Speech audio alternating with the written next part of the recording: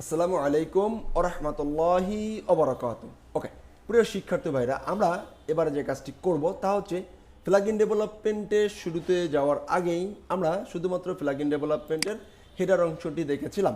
এবারে আমাদেরকে যে কাজটি করা উচিত তা হলো শর্টকাটের আদি অন্ত জানা উচিত। শর্টকাটের আদি অন্ত জানা উচিত, না হলে আমরা প্লাগইন ডেভেলপমেন্টের কোনো অংশেই শেষ পর্যন্ত যেতে পারবো না। তো শর্টকাট কিভাবে কাজ করে এটা বোঝার তেমন কিছুই নেই, একদম সিম্পল একটা মেথড আছে। কার? ওয়ার্ডপ্রেসের সিম্পল একটা মেথড আছে, add shortcut, A D D underscore S H O T short C O D code, শেষ। এটা হচ্ছে শর্টকাট। এখন এই যে শর্টকাটটি আছে, এই শর্টকাটের ভিতরে ওয়ার্ডপ্রেস বলতেছে তুমি যে শর্টকাট কি, শর্টকাট কেন, এগুলো তো আসলে আমরা যখন থিম কাস্টমাইজ করি তখন দেখেছি। ওকে, যে ইউজারকে যে শর্টকাটটি দিতে চাই সেটা হচ্ছে এইটা, মনে করেন যে শো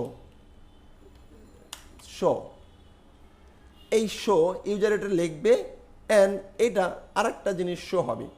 এর আরেকটা জিনিস কি, এটা হচ্ছে কল ব্যাক ফাংশন, এখানে লেখা থাকবে C L call B A C call back A P N C টিআইএনশন কল ব্যাক ফাংশন। ওকে, এই ফাংশনটি আমাদের লেখা থাকতে হবে। ফাইন।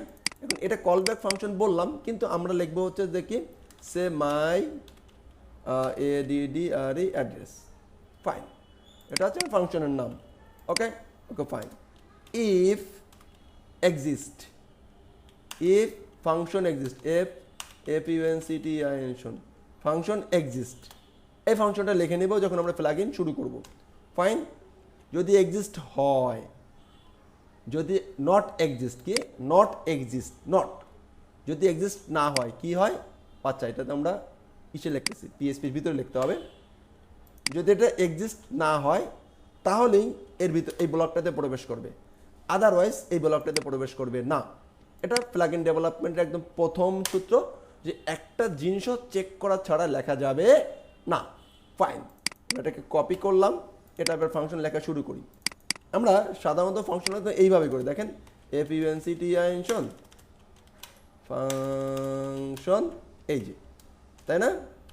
বাট প্লাগইন ডেভেলপমেন্টে এসে আগে থেকে চেক করতে হবে এটা এক্সিস্ট কিনা, দেন তারপর এটা রান দেখতে হবে। এবং সব সময় একটা প্রিফিক্স অ্যাড করে দাও, আরও বেটার একটা প্রিফিক্স অ্যাড করে দাও, যেমন এমইউ মামু আন্ডারস্কোর। তার মানে কি, মামু আন্ডারস্কোর সবসময়, এটা আসলে আর এইরকম নামে কোনো ফাংশন হওয়ার পসিবিলিটি কম আছে টোটাল এই থিমের ভিতরে। ওকে, এখন এখানেও লিখলাম, এখানেও লিখলাম। ফাইন, এইটা হলো আমার। এখন এইখানে আমি করব হলো যে কি, রিটার্ন। এখন আমার এই ফাংশনটা কি শো করবে, কি শো করবে, R E T U R N, return, return কি, সে এর কি চাইছি, show cell address 01746686868। Okay fine, save দিলাম। ওকে, সেভ হয়ে গেল। এখন আমরা কি করতে পারি, এখন আমি এই প্লাগইনটা কি করব, অ্যাক্টিভ করব। কি করব, অ্যাক্টিভ করব। এবং অ্যাক্টিভ করা শুরু করি, অ্যাক্টিভ করলাম। ফাইন, অ্যাক্টিভ হয়ে গেল। আমি এখান থেকে একটা পোস্ট চলে যাই, আমি এখান থেকে পোস্টে গেলাম এবং একটা নিউ পোস্টে ক্লিক করি। নিউ পোস্টে ক্লিক করে আমি এখান থেকে এই যে শর্টকাটটা আমরা তৈরি করেছি সেই শর্টকাটটা এখানে একটু দিয়ে দেওয়ার চেষ্টা করি, দেখি কি হয়, কোনো কিছু শো করে কি না। ফাইন, ওকে ওকে, পাবলিশ করি অ্যান্ড এটাকে একটু দেখার চেষ্টা করি। এই শর্টকাটকে টাইটেলের ভিতরে দিতে পারি, দেখি কাজ করে কি না। ফাইন, আপডেট অ্যান্ড এটাকে দেখুন, আমরা একটু রাইট বাটন ক্লিক করে ইন্ডিকেটর এখানে যদি যাই, এই দেখেন আমাদের মোবাইল নম্বরটা এখানে শো করছে না, এবং টাইটেলও দেখেন এখানে শো করছে। এখন যদি এখানে লিখি মোবাইল নাম্বার, তারপরে সে, আমরা এখানে আরেকটু চমৎকার করি, তাহলে কি, সে নেম এমএমইউআর মামুর জোর আইটি। আমি জাস্ট একটু বোঝাতে চাচ্ছি শর্টকাটের বিষয়টা হালকা করে। ওকে, মামুর জোর আইটি, এরপরে হলো লিখলাম কি, সিএল সেল।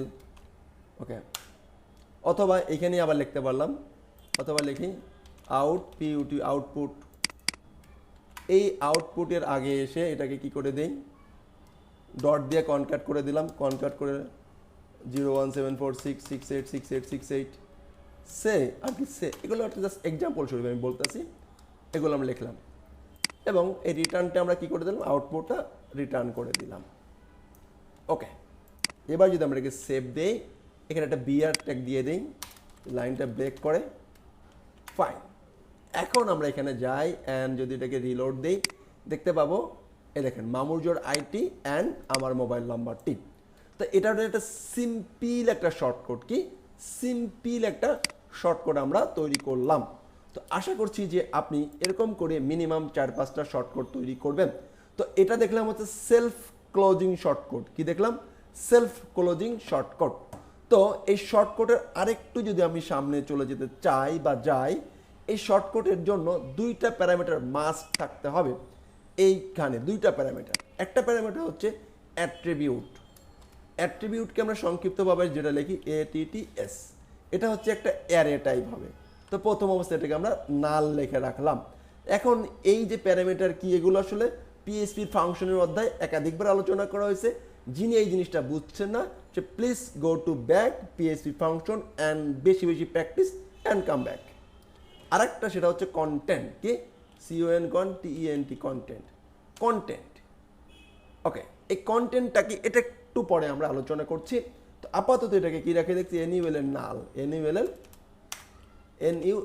নাল, ফাইন। তাহলে প্রথমত আমরা দেখলাম কি দেখলাম, আমরা দেখলাম যে সেলফ ক্লোজিং, এটা কোনো ক্লোজিং থাকবে না। আমরা পরবর্তীতে সেলফ ক্লোজিং এবং যে ইন ক্লোজিং শর্টকাট, এটা নিয়ে একটু কথা বলার চেষ্টা করব। ধন্যবাদ। আসসালামু আলাইকুম ওয়া রাহমাতুল্লাহি ওয়া বারাকাতুহু।